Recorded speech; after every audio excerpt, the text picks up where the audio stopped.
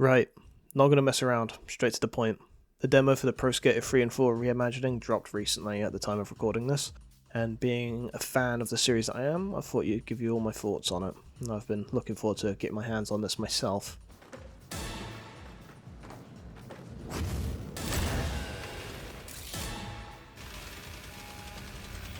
Considering that this isn't the final game, I feel the need to say that some of this stuff might be subject to change, and I might do a follow-up video on it upon the full release. We'll see. Time to crack on.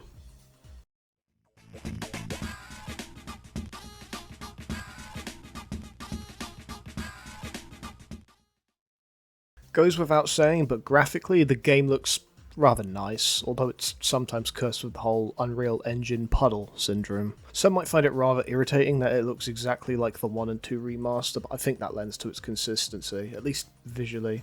Although I have noticed some rendering distance issues, especially on Foundry. Look at this! What the fuck? Come on! I thought we were past this like a decade ago. I'm really hoping they fix this on the final release. The gameplay feels decent so far, although it's really nothing groundbreaking. It's more of the same from the 1 and 2 remaster. It does feel slightly heavier physics-wise, although that's possibly just because I don't have max stats, so eh.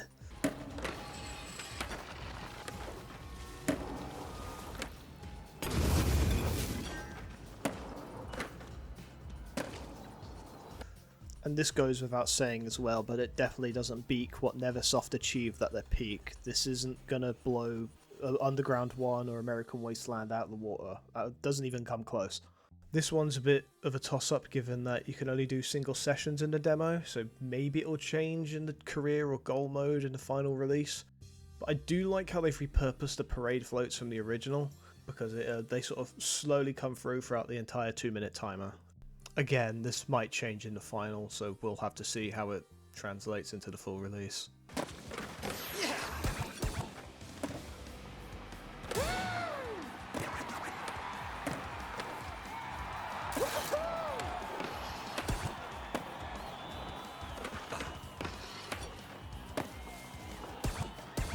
This point is going to come across as really petty, but I fucking despise this square shit on the trick string. It's unsightly and just distracting. To my knowledge, no other Tony Hawk game has this kind of bullshit.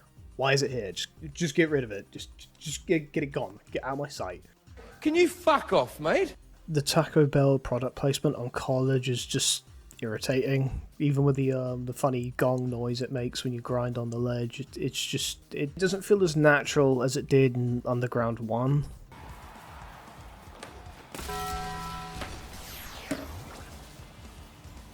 If that makes any sense. I don't know, it just feels more noticeable and just way more corporate, and I don't like that. I've got a feeling that's going to get worse in the full release.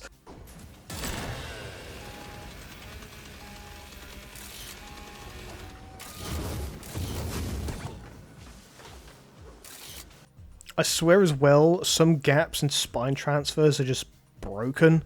The one that comes to mind is the back-end rail-to-rail gap in Foundry, and that one spine transfer near the entrance of College. The former feels like it only works about 25% of the time, and the latter, it's kind of weird in the way the physics handles it. You'll bonk yourself on the top ledge occasionally, and that'll skew you enough just to miss where you should actually land in a spine transfer, and you'll bail. At least sometimes. It's enough to be annoying. Oh, and using the triggers to drop down onto a quarter pipe to continue a combo only works as it should about 30% of the time from my experience, and that's just not cricket. I hope that gets fixed, because you'll just land on the top ledge above the quarter pipe and it'll just end your combo immediately. That's a massive oversight. Well, all of my main points about the demo said and done, comes to the last question. What do I think of the demo so far?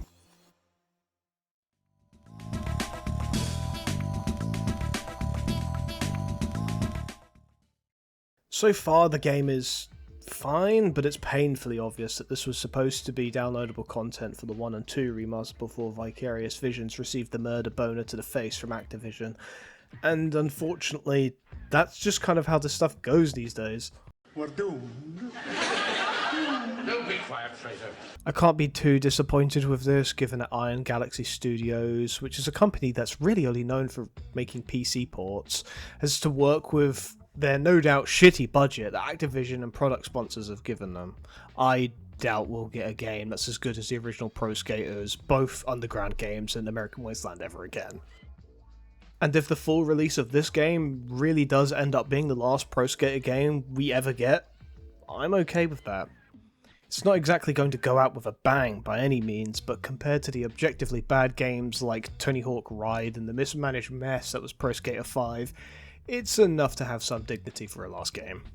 Somewhat positive but still pessimistic side tangent aside, I can't wait to see how the full release turns out. I really do hope it will be really good and surpass some of my expectations, but I know a little better than to hype myself up for that.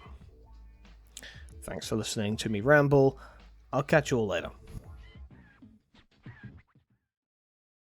You must be the freak of the week.